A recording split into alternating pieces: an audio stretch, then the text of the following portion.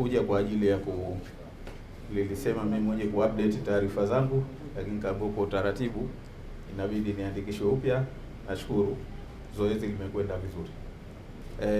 Mimi kwanza ni mpiga kura toka mwaka 90.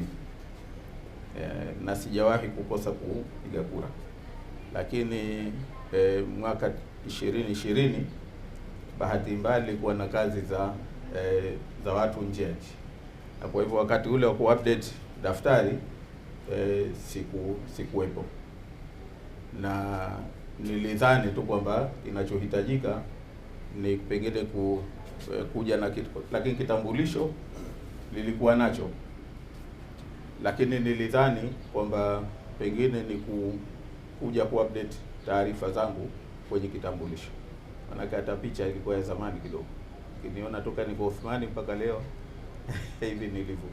Kwa hivyo, lakini nilipouliza nikaambiwa kwa utaratibu kila baada ya miaka 15 tume ya uchaguzi wana update daftari, na kwa hivyo itabidi kwa sababu hii inabidi niandikishe tena, lakini si kwa sababu sikuwa mpiga kura. Nilikuwa mpiga kura, nilikuwemo kwenye PVR na nilikuwa na exercise hiyo haki yangu ya kupiga kura.